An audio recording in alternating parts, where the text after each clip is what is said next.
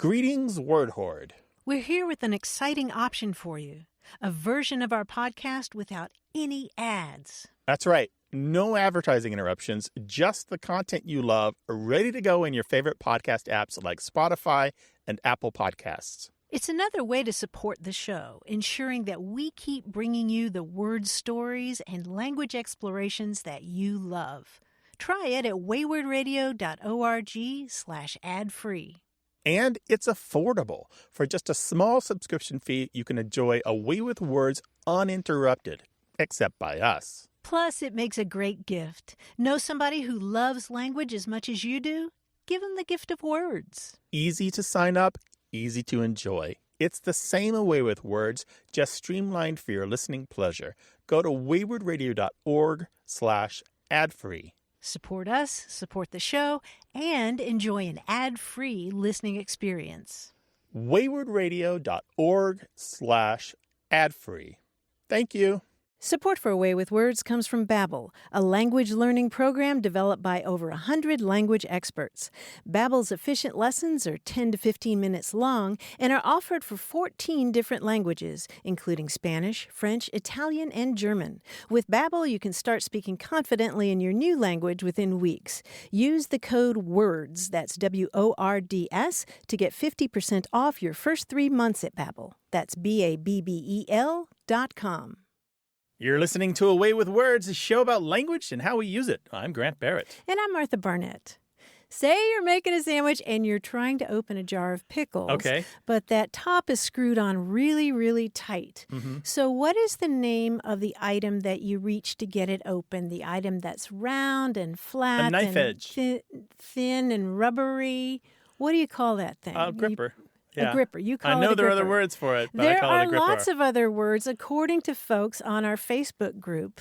Madeline Morrow from Gulfport, Mississippi wrote, y'all know those usually rubber round things that are used to help open jar lids? What does everyone call them? And she always heard her mom call them a rubber husband. This is not a thing that you get at a stag party, is it? Or a bachelorette party? I don't know.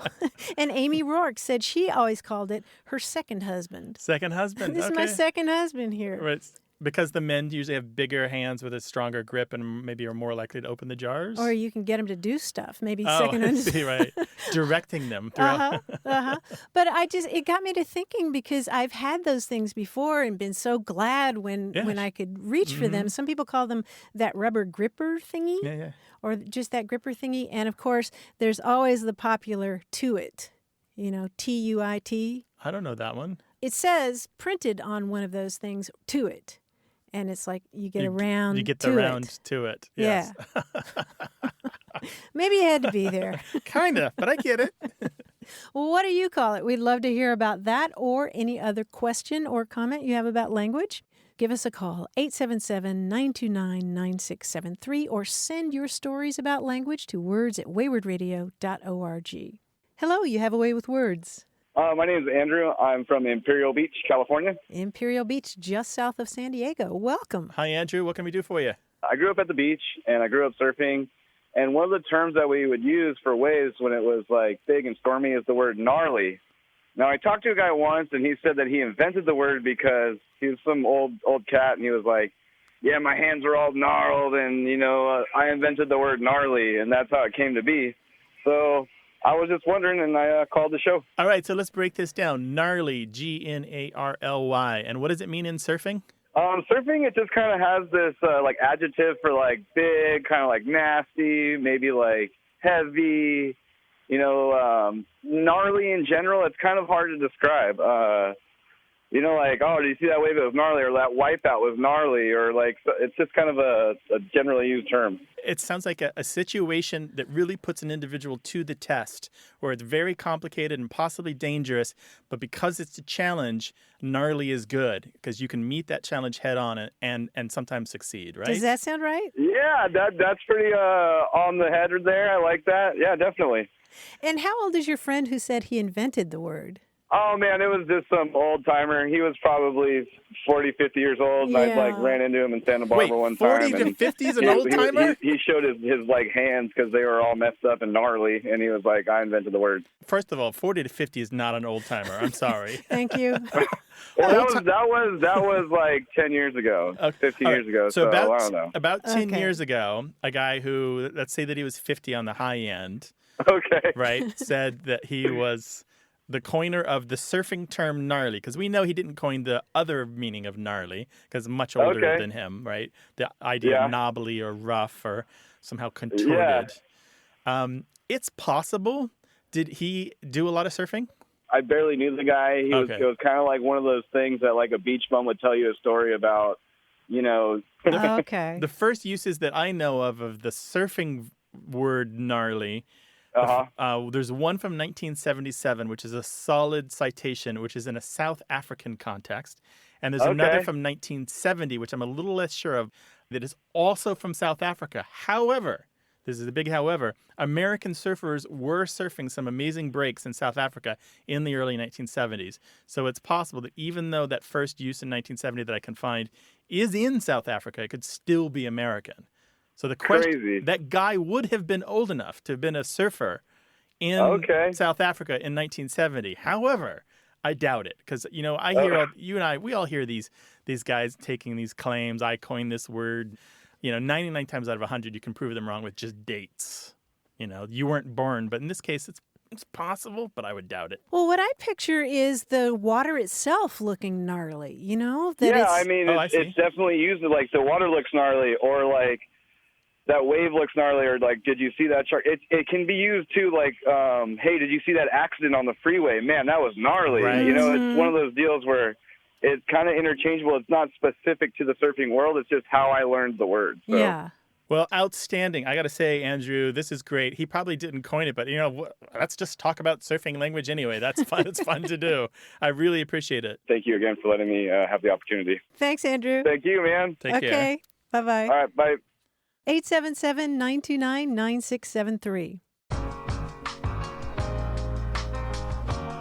I learned a couple of new slang terms from a friend of mine who's been a flight attendant for years and years and years.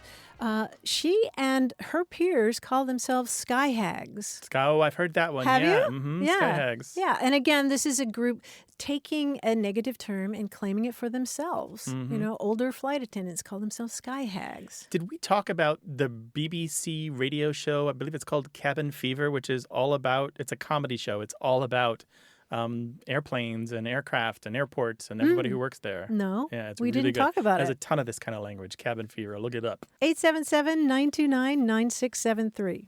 Hello, you have a way with words. Hello, this is Emily Undercuffler from Mammoth Lakes, California. Hello, Emily. Hi, Emily. Welcome to the show. What's up? Thank you. My father always used to say this phrase to me that I always remembered. It stuck. And he was a man of few words, so he liked to speak very concisely. And he always said to me, and here it is in my English accent, in promulgating your esoteric cogitations or articulating your superficial sentimentalities, beware of preposterous ponderosities. And all that meant was don't use long words, because he was a man of few words. But when he spoke, we listened. Where did he learn it? Do you know? I don't know, but he was very well read. He loved poetry. So I don't know exactly where he read that. It's a good question. And unfortunately, he's not with us anymore, so I can't ask him. Let's hear it one more time. In promulgating your esoteric cogitations or articulating your superficial sentimentalities, beware of preposterous ponderosities. Right. So it's somebody intentionally using big words to make the point not to use big words, right? Exactly.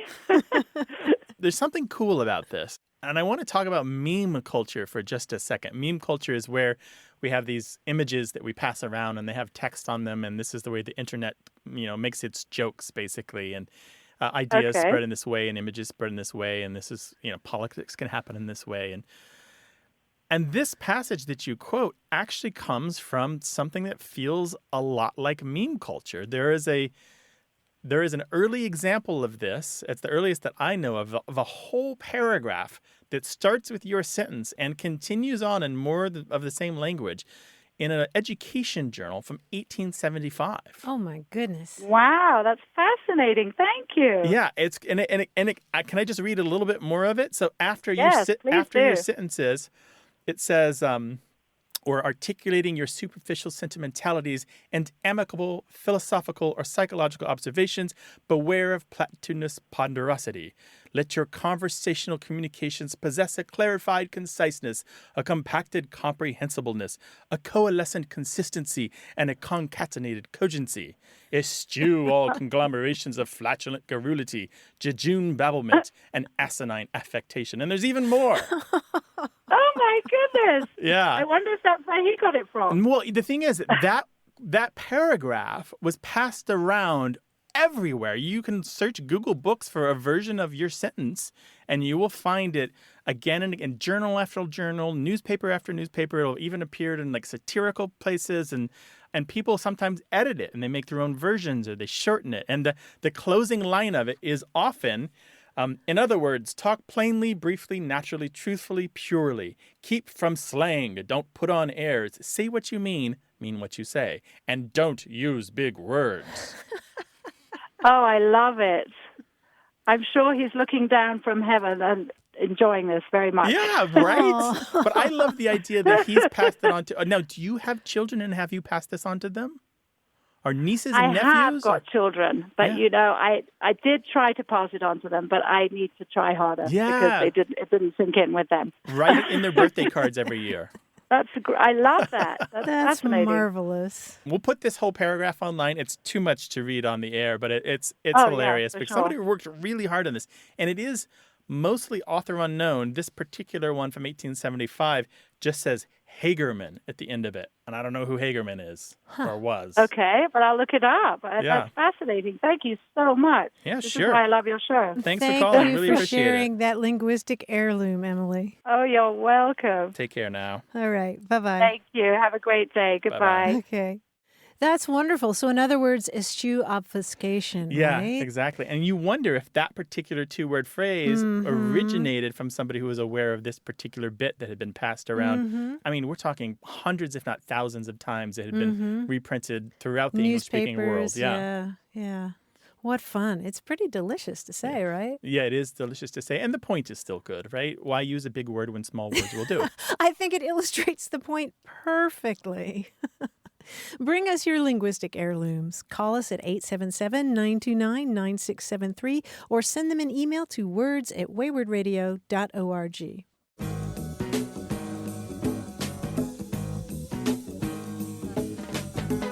I learned a slang term from fellow hiker Jill Richardson recently, and that is gram weenie. But that's Gram and then weenie. Like a hot dog, gram weenie. I don't know what that could possibly be. I hesitate to guess. This is a person who is obsessed with reducing the weight of his or her backpack. Yes, I know that moment. Yeah, because if you're on a long hike, a through hike, going hundreds of miles, that backpack can get really heavy. And so there's this whole group of people who try to cut down every single way they possibly can, and they buy little scales, like a postal scale.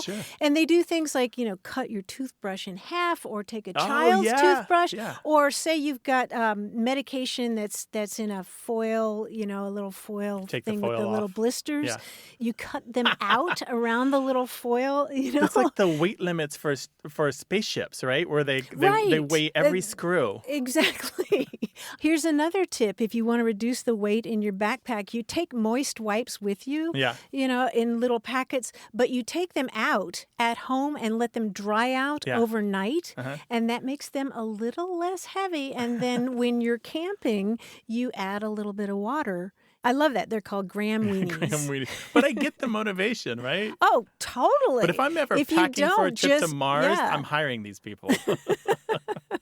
877-929-9673. You're listening to A Way with Words, the show about language and how we use it. I'm Martha Barnett. And I'm Grant Barrett, and we're joined once again by that mysterious figure, our quiz guy, John Chinesky. Hi, Grant and Martha. I should take this mask off and not be so mysterious. Thank Just you. go right Thank ahead. you. Here you go. Hi. Oh, it's nicer in here with the mask him off. all along. It's me. That's right. Dun, dun, dun. Today's quiz takes the form of phrases that fit a pattern. Now, we've done these before, blank and blank, or blank of the blank. Now, today's is blank in the blank. Okay. All right. For example, if I asked you to name the Violent Femmes song featured in the movie Grosse Point Blank that features the line, "Big hands, I know you're the one," you'd say...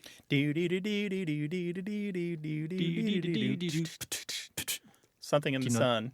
It's Blister in the Blister in Sun. the Sun, Yes, yeah. very good. All That's just right. our example. So let's find out what's inside, what's in. Here we go. Pop Goes the Weasel is probably the most common tune used in what classic toddler's toy that shares its name with a fast food chain? Jack in the Box. Jack in the Box, yes. What phrase describes a person who possesses an object or an office they have no ability to use, something they have no need of, something that would be of great value to somebody better qualified to use it? Dog in the manger? Yes, exactly. Dog in the manger. Nicely done, Martha. Similarly, what phrase is used to mean a minor irritation that spoils the success or enjoyment of something? Fly in the ointment. Yes, fly in the ointment. Might inspire you to place a screen around your liniment, as it were. Now, there are two different recipes by this name. The English version consists of sausages and Yorkshire pudding batter with onion gravy and vegetables. The American version consists of an egg fried inside a slice of bread. Toad in the hole. Toad in the hole is right. Most Major League Baseball teams and many minor league ones schedule games where four-legged friends are welcome to attend. They are known as Doggy Days, or by what rhyming name? Blank in the blank. Bark in the park. Yes, Bark in the cute. Park. Yeah, I'm hoping to bring our dog Goldie to the Brooklyn Cyclones Bark in the Park this year.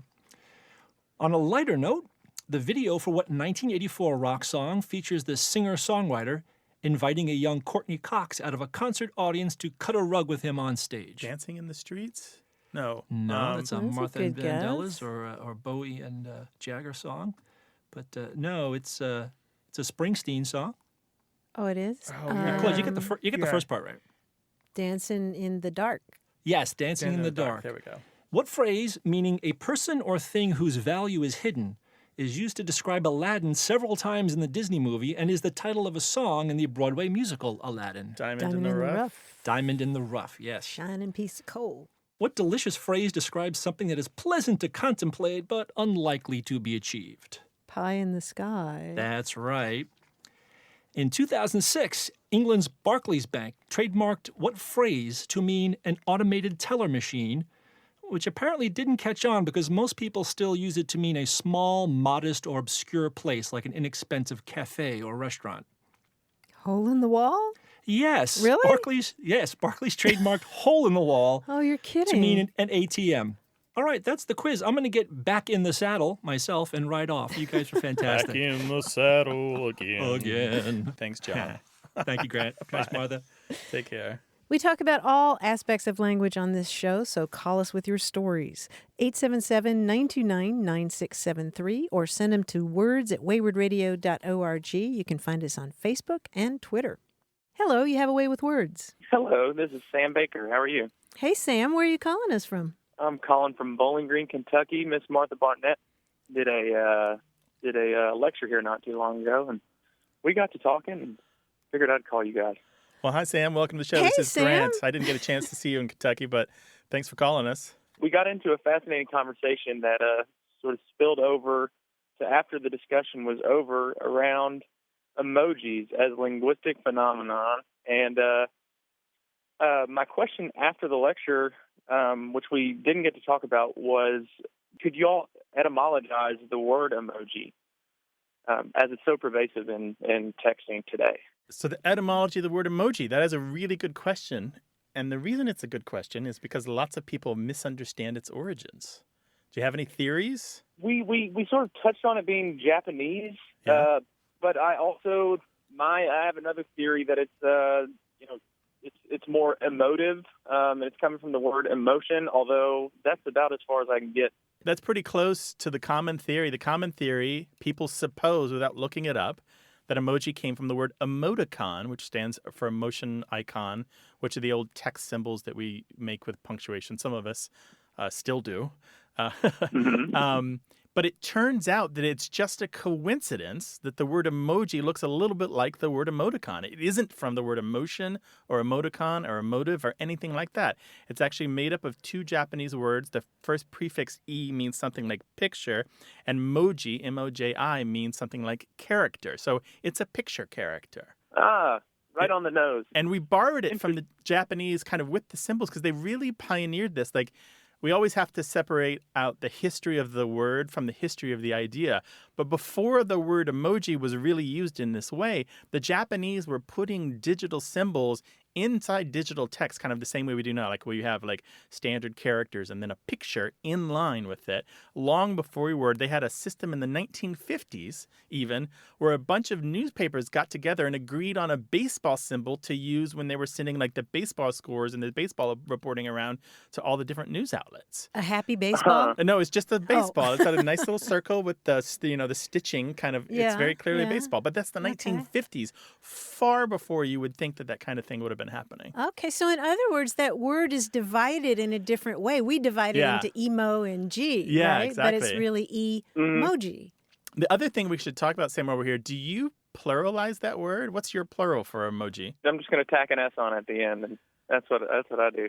It's emojis. Yeah, and we're really seeing this kind of settle out in English since the word is relatively new, where it hasn't been conclusively decided by English speakers whether or not we've all agreed upon emoji as the plural, because it kind of behaves like some romance languages where the plural ends in an I, or if we've decided we're just going to tack an S on it and make it behave more like an English plural. Interesting. Well, if I could text you anything, it would be a head exploding. That blew my mind. It's today. Good, right? Oh, this is such a delightful thing. We'll know in 50 years whether an emoji are permanent. I wonder if they won't just be like some of the fads of the past and just kind of like wither away to nothing, or maybe just one or two will stick around. Oh, well, that's a good question. I find myself using them more and more. Do My you? iPhone automatically fills them in. If I type cookie, I get a little picture of a cookie. I almost never use them because a few of the people I correspond with use them. So, Sam, next time you have a brain buster, do give us a call and say hi to everybody there at Western Kentucky University. I most definitely will. Okay. And thanks for having me on, guys. Thanks, Sam. Okay, thanks, Sam. Bye-bye. 877-929-9673. Email words@waywardradio.org and talk to us on Twitter @WAYWORD.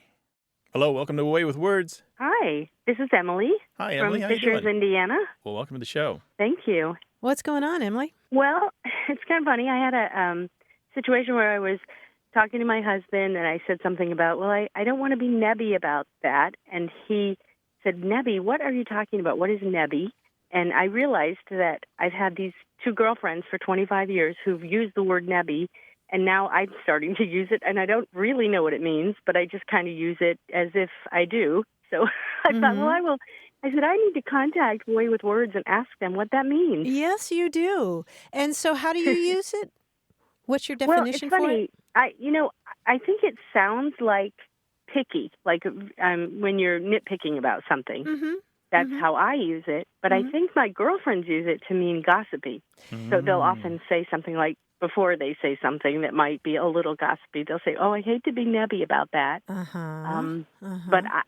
But somehow I've adopted it to mean like picky, like I'm really picky about something. So I'm being very nebby, I know, like pretentious and picky about food or something like that. Okay. And where are your girlfriends from? Did they grow up in Fishers? They did not. They grew up in Michigan, but I did ask them something, and they said they had a friend. Because I asked them, where did you hear it? And they said they heard it from a girlfriend who lived in Pittsburgh.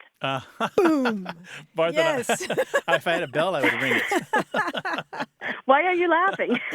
There you go. Because both Grant and I were sitting here just hoping that you were going to say Pennsylvania. That's so funny. Yeah, they remember the first time they heard it. They were quite young. They were in grad school, and they heard it, and they thought it was such a fun word, and so they just started using it. And obviously, now I'm using it, and I don't even know what I'm talking about. Oh, okay. So they picked it up from their friend who is from Western Pennsylvania. perfect. Mm-hmm. Yeah, Grant and I are really thrilled because this is a term that is pretty much particular to that area. Nebby meaning nosy or interfering, that kind of thing. Snoopy. Snooping. Yeah, that's a good word for it. Or Oh, But inquisitive. Okay. but nosy is a particularly good definition. It is a particularly good definition because Nebby comes from Scotland and Ireland and parts of northern England where neb means nose. Or nib, N-I-B. Yeah, like the nib of a pen. It's Oh. like the pointy part, Yeah, the nose. and it's funny because I kept thinking, is it nebulous, but that would make no sense in terms of how I'm using it or they're using it. Right, And right. I thought about the nib of a pencil, but then, or of a Exactly. pen, That's but it. then I didn't know how that fit. But Yeah, the Scots. nose makes a lot of sense. The Scots and the Irish have long used it to mean the beak of a bird, Yeah. too. Yeah, Oh, how do they spell it? N-E-B. Or N-I-B, either one. Either one. So if you're nebby or nebby-nosed or nibby, then you're sticking your nose into other people's business. And over time, that word came to mean more like being brusque or sort of, cheeky.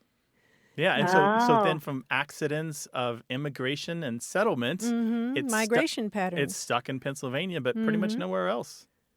That's so funny. Well, no wonder nobody else knows what it means because I've asked people before and they're like, I have no idea. I've never heard that. Yeah. And they might tell you neb out, which means to mind your own business. Neb out. But out. Oh, how funny. That's really fascinating. Yeah. So, Emily, I'm so it's happy Pennsylvania. that you had done your own field work and had sussed out that particularly important bit of information that it ultimately came from somebody from Pennsylvania. That's perfect. Emily, thank you so much. This is wonderful. You're welcome. Thank you. All right, I take will care. now know what I'm talking about. Yeah, take that back to your friends in Michigan. Bye-bye. I will. Bye-bye. Bye-bye. 1737 is one of the early uses of the word nib to mean nose, right? So she is using a word that has, a little under 300 years of history, Yeah, more or less. And How about very, that? very picturesque, right? Very picturesque, yeah. And I Yeah. love these words that take us back to who we were when we first got to this country, these different roots. And it's not just the food words from the Native Americans, but it's these strange little household words and the interpersonal words that come from the deeper parts of the dialect history. Fossilized into the Fossilized, language. Yeah. 877-929-9673.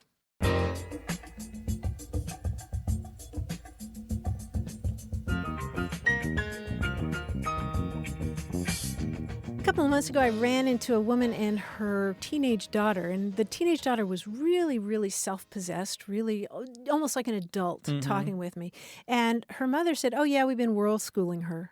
World schoolers are people who take their kids off around the world for a year or for more than that. They take a gap year. Oh, yeah. I know families like that who've Yeah. done the sailing around the world with their Right, kids. right. And I know a family that went to Italy and their kids are all great. And Yeah. they learned so much about food and culture and language. Right, and there are trade-offs, of course, but there is this whole growing group of parents who are world schooling their children, and they're finding each other I online love and that. talking about I it. love it. What I wouldn't have killed as a child to be world Oh, can you schooled. imagine? Oh, Yeah.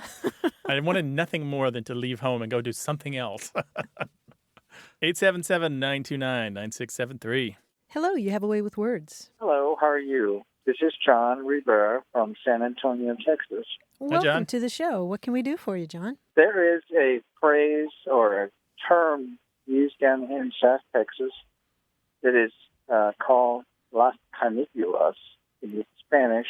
And basically, from what my grandmother and my aunt told me, it is a period of the month in January into February, where all 12 months of the year basically rotate through the 12 days right there. It usually starts on the 31st and goes till about the 11th or 12th of February. So let's just say this term so everyone hears it clearly. It's Las Caniculas, right? That's correct. Caniculas. I believe that is correct. They taught you that in January there were 12 days which kind of recapitulated the weather and the seasons of the year in those 12 days, right? The whole year kind That's of right. condensed. For Okay. the coming year. Mm-hmm. Yeah, that's really interesting. There's so much to say about this. Las Caniculas has this strange etymological history, and I'm sitting across from somebody who's probably just dying to talk about it. So the canicula is related to the word for dog for a really important reason, A little right? dog. A little dog, Yeah, right? yeah. That's correct. It's actually related to our term in English, dog days, which is a period of the year where it's super, super hot. And we get that from the Latin term canicula, which means little dog, which refers to the star Sirius, Sirius, which at a certain time of the year kind of rises with the sun or follows the sun. And so it's like the sun's little dog.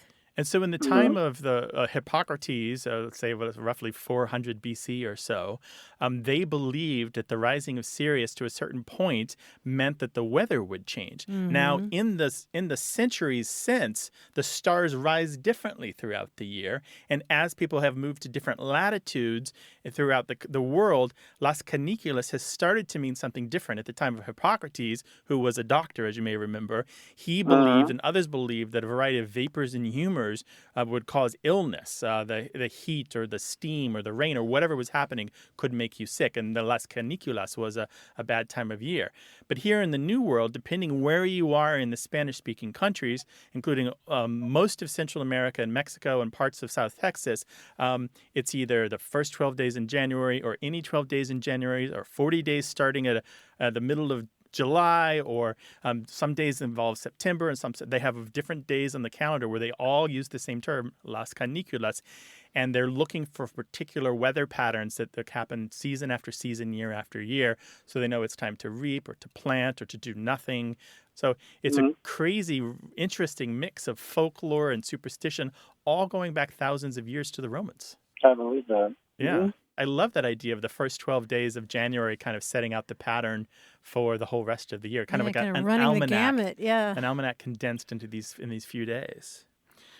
Well, cool. That's everything that we know about Las Caniculas, but it's actually, I haven't found a real definitive source on it, but if you come across one, by all means, send it to us. I'm just interested really in the myths and folklore of Latin America and what the different traditions, because the Mexican tradition is different than the Guatemalan tradition, which is different than the Costa Rican tradition, which is different than the South Texas tradition. They all have their own different patterns and kind of understanding of Las Caniculas. Thank you, Brent, and also Martha. All right. Take care now. Bye-bye.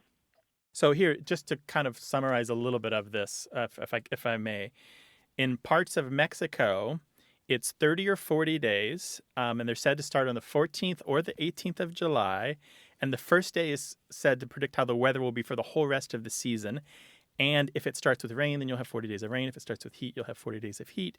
And the temperatures in parts of Mexico can be as high as 115 degrees for days on end. So some people really take this very seriously, and they know what they have to do. If that first day is really hot, they're going to prepare for the next 39 days. But again, it's very different about where you are. One state of Mexico, it starts on the 14th, another one on the 18th, and some people approximate it. It's all really cool. Yeah, so it goes back to the dog star Sirius, which is in Canis Major, Canis like canine.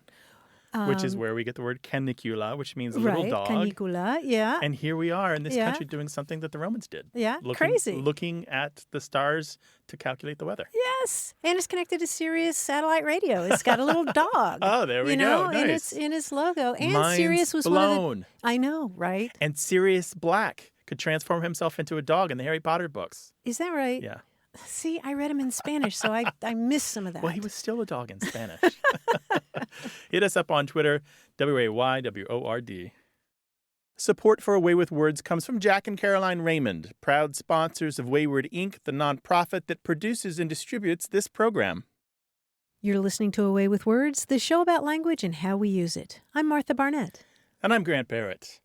There is a book out right now that is making me wish I was still a dictionary editor. Oh, I know what it is. I still think of myself as a dictionary editor, but I haven't done full-time dictionary editing for, I think, a little more than 10 years. This book is Word by Word by Corey Stamper, published by Pantheon Books, and she is an editor at Merriam-Webster, one of the finest dictionary makers in the English-speaking world. And she talks at length in this book, chapter by chapter, not only about her own relationship to dictionary editing and to the language in general, but the inside story of what it's like to work there and what it's like to become that person that people look to for language guidance and language advice. The reason this makes me feel like I want to go back to becoming a full-time lexicographer is that she writes about it with such gusto. She seems to really enjoy the work, even though in places she's peevish and in places she's profane, but she's also self-effacing, she's academic, she's witty, she's erudite. She brings her own life into it. She talks about mother-daughter interactions. She talks about friends at work. She talks about people who no longer work for the dictionary but have left their imprint on it.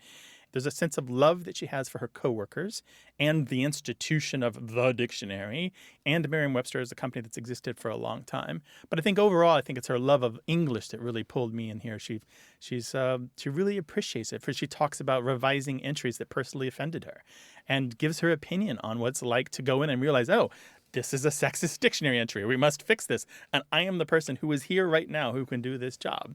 It's really nice. The other thing is she talks about, which I did not have when I was a dictionary editor. I worked for Oxford University Press and Cambridge University Press and some other publishers. She talks about the unbreakable rule, which is that there must be silence on the editing room floor at all times. You really have to leave the floor to go have a conversation in another room. Like, you don't speak on your phone at your desk. Right. That's a big no-no, right? It's a big no-no. So there's like this tomb-like silence. It's not a tomb. No, it's not a tomb. It's working together alone. It's the glory and the joy of working together alone, because you know that all these people that you can see in their cubicles are doing what you're doing or some version of it. And together you're making these dictionary products that will guide the way people speak and work in the real world. There should be a word for that. For what? Working together alone. Working in together silence. alone. In silence, yeah. Maybe it's Merriam-Webstering. It's kind of like the monks, though, who've taken an oath of silence, who are all sitting there carefully, doing their scribe work on parchment, right? I want to share one part from the book that really, to me, demonstrates the tone that she takes with the whole book. And this part is about one of the dictionary editor's tasks, which is finding sample sentences, and she calls them verbal illustrations. And she writes, "They say that the best editors have a sharp, sharp eye and a filthy, filthy mind, and they are right. Editors are, at heart, 12. If we can construe something as a fart or sex, or a fart and sex joke, we will. This is a double-edged sword as you write verbal illustrations. The elevation of your adult duty is constantly pulling against the gravity of your native gutter thinking. Duty must prevail, because duty ostensibly pays the bills." And so she talks about this frank approach to language. It's like if you've ever had a family friend and in their family they're all comfortable with like nudity and your family isn't. The dictionary editors that I know, all of them, have this really frank relationship with the language where all of the things are exposed and all of the undercarriage is visible in a way that it isn't to anyone else, except maybe some linguists. But very honest approach and accepting it for all of its failings. And all of the broken parts of it, and just writing it down, saying, yep, that's how English is. It is actually broken in that way. That's how it is, that's right? How it is, Nothing's off limits. Nothing's off limits. In any case, this book is word by Corey Stamper, published by Pantheon Books. I highly recommend it. This is, out of all the books that I have about dictionaries and dictionary making, this is the only one that really made me feel excited about the trade. And the other thing that it's going to do, besides making me feel like I should go back to full-time dictionary editing, to full-time lexicography, it's going to make you feel like you should become a lexicographer. But the sad news is that it is a shrinking business, and there may be more members of Congress than there are full-time English lexicographers in the entire world. It's just not that open anymore. Oh, no. So what do those of us with sharp eyes and dirty minds do then? You know what you do? You make your own folk dictionary. Make them. We love them. Lexicographers love it when the amateurs do their own individual work, and then it's recorded in history, and then we can cite it, and you become a part of the language because you made a dictionary too. Okay. Well, we talk about words on this show, all aspects of language, so call us 877-929-9673 or send your thoughts in email to words@waywardradio.org. Hello, you have a way with words. Hello, this is Kaya from Wisconsin, from Brookfield. Hi, Kaya. Welcome to the show. Hello. What's up? I've always been wondering why, when they named months, they named September the 9th month and not the 7th month, and like October the 10th month and not the 8th month. That's a really good question. Yeah. Are you a student of Latin? No. Just knowing that Set means 7 and Oct is 8 and DEC usually stands for 10, Mm-hmm. and so I was just wondering why the months were named as they were. Yeah, it's a great question, and it has to do with the very messy and very long history of trying to make sense of time and trying to figure out how to divide the calendar up, divide up the year. Those numbered months are reflected in an early Roman calendar that was only 304 days and had only 10 months.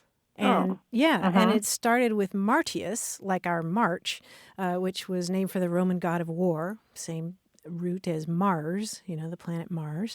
And it went Martius, Aprilis, Maius, Junius. And then after that, it started numbering the months. So the 5th month was Quintilis, and the 6th month was Sextilis. And then you go on to September, October, November, and December. And so they're all numbers that come directly from Latin. And then later on, the month Quintilis got changed to Julius in honor of Julius Caesar. And August has its roots in Caesar Augustus. And there were 12 months in the year after that.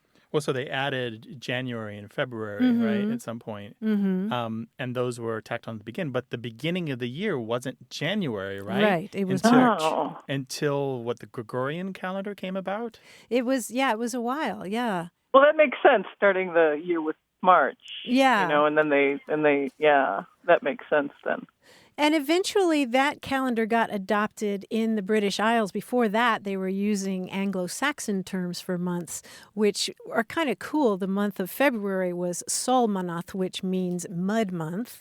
And May was Thrimilcha, which basically is the month of 3 milkings, because it was the time of year when there were so many flowers and the cows were eating so much that you could milk your cow 3 times a day. So your observation about the hidden numbers in the months was a good one. Thank you. Yeah, there you go. That really helped. There's a good book on this by a classmate of mine, David Duncan. It's called Calendar, and the subtitle is Humanity's Epic Struggle to Determine a True and Accurate Year. So it really was an epic struggle. It's varied from time to time over hundreds and hundreds and hundreds of years. So you might check that one out. Thank you. Okay, well, thank you so much for calling. Thank you. You're welcome. Bye-bye. You're welcome.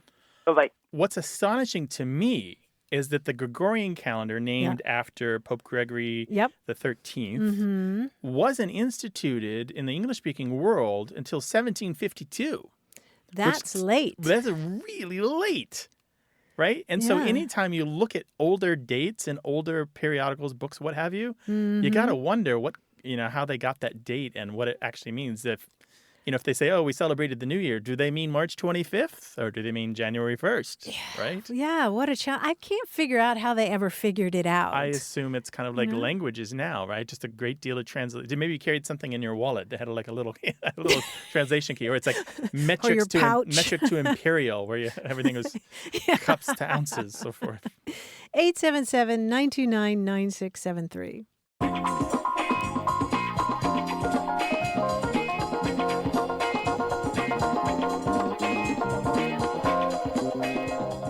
Reading about snakes. Snakes? Snakes. No. Are they small? Why did it have to be snakes? No, it's sneck. It's S-N-E-C-K. Do you know what a sneck is? No. It's a latch. It's a dialect word from Scotland. And so a sneck draw is a latch lifter that is a sly, crafty person. Or a sneck lifter can be a burglar. It can be a ghost. But we heard from Bob Gorin in Philadelphia, who said that he has a distant relative in northern England who uses the word sneck lifter in a different way. He says that in his family, they use snecklifter to mean a bottle of wine or a box of chocolates that you bring to the dinner party for the host. It gets you in the door. Snecklifter. Interesting. Isn't that cool? The reason I said snake is that in the online communities where people share cute photos of animals, S-N-E-K is often the kind of cutesy way of talking about snakes. Snake. Yeah, there are a lot of those, right? Yeah. So little snacks, my snack. 877-929-9673. Hi, you have a way with words. Hi, this is Charlie. I'm actually in Lake City, Florida right now on a and we'll talk for detail with the U.S. Forest Service. Where okay. is Lake City, Florida? Northern Florida? Yes, it's north central Florida. North Central. Okay. Okay. What's on your mind? With the Forest Service, I am a wildland firefighter. I'm also a chainsaw instructor and a volunteer coordinator. And I give classes. I work with fire crews and volunteer crews, which are quite the mixture of men and women. And the question arises when you're addressing the group, small or large, is how do you address both sexes in the group equally without constantly saying he and or she, he or she? Oh, that's a good question. Charlie, are you getting feedback from your students? No, not really. This is it would be nice to have a creative way the language could use such a word. Uh-huh. So all works pretty well in the South, but it doesn't always work in every situation. Right. Mm-hmm. And so you're talking to them directly, and you might say something like, when you first turn on your chainsaw, make sure you do X, Y, Z, right? Mm-hmm. Or I'm trying to think of sentences where you're running up against this problem. Can you give me some examples? Okay. Let's say when the chainsaw operator starts their saw, he or she should engage the chain brake first. Okay. Mm-hmm. There is an answer on this. Mm-hmm. There is an answer for this, Charlie, and it's the word they. They? Yeah, the word Okay. they. They We and use their. a singular they in English and have for 400 years. Now, I know there's some people who are cringing right now because they think that they can only be plural, but English is loaded with words that have more than one use, more than one meaning, heavily dependent upon the context. And they recently has been accepted by many grammar authorities, even the most conservative ones, in many uses, including this very one, this exact usage where the gender of the person you're talking about is variable or unknown. You can use they as a singular pronoun to stand in for that person. Uh-huh. I see he/she in text a lot. Yeah. So it could be written just as well and have the same firm meaning. Charlie, does they feel comfortable to you? No, it really does it in all situations, particularly when you're addressing a group of you want to say hello or hey guys or would you guys. And guys usually, this is all right to address male and female, but it itself, guy usually means male. In the cases I'm familiar with. That use is grammatically distinct from the other example. But when you're directly speaking to a group, you are addressing them. It's called the vocative use. You guys is very common but colloquial in English. And so I understand that some people push back because guys can be in other uses only gendered male. But in that particular use where you are addressing a group of a mixed gender group and talking to them, it is very common, even among women, to say you guys. So, Charlie, you have our blessing to use they and their in those cases and just focus on the content of what you're saying about the chainsaws and how to use them. I'm thinking if your lessons are blood-free, you're great. You're doing well, and maybe the grammar is not quite as important. Yeah, no rangers were harmed in the giving of this lesson.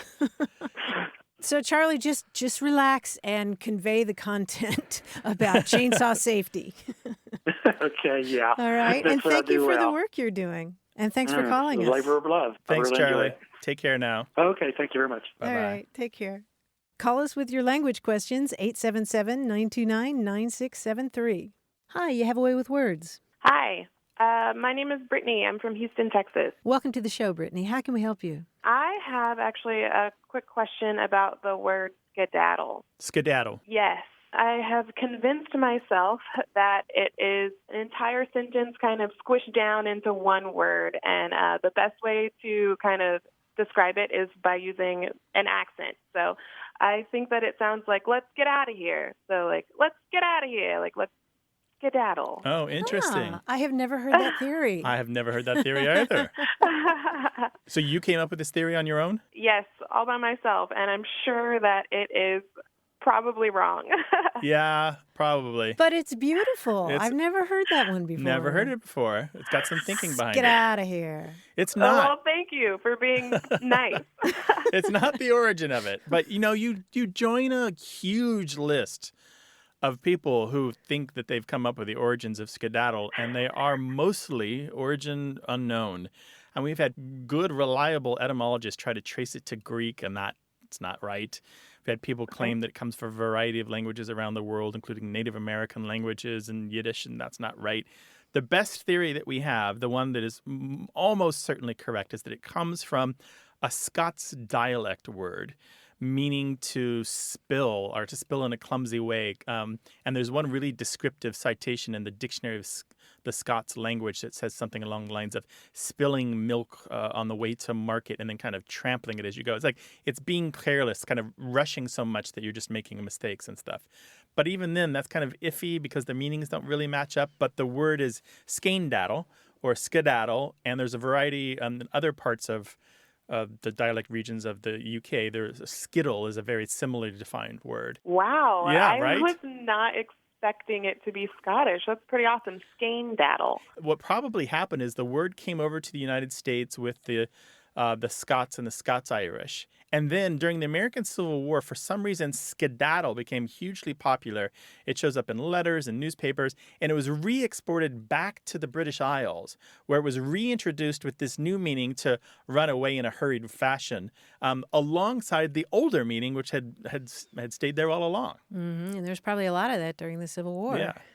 There was that's amazing. Yeah, there was an incredible amount of interplay between the British Isles and the American states during the American Civil War. We forget that all this materiel that was coming back and forth and ships and commerce that was kind of rerouted because of the war, a lot of it ended up in the British Isles. So naturally, the Americans and their language went over there. Well, thank you so much for sharing that. Yeah, sure. Thanks for your call. Really appreciate it, Brittany. Absolutely. You guys have a good one. All right. Take care. Bye. Bye-bye.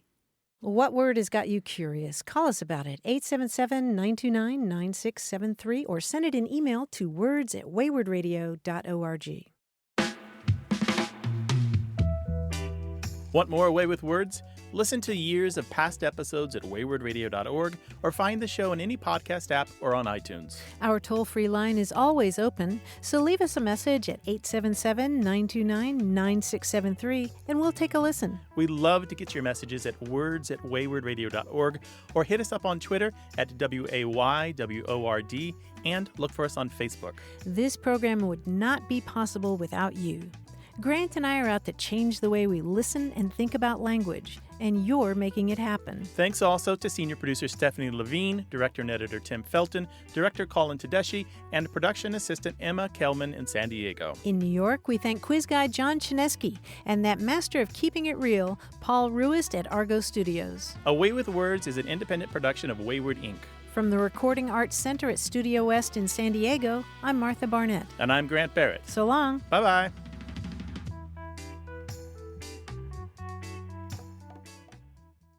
Support for Away with Words comes from Lizanne Fokian and Chloe Potamianos Homem, proud sponsors of Wayward Inc., the nonprofit that produces and distributes this program.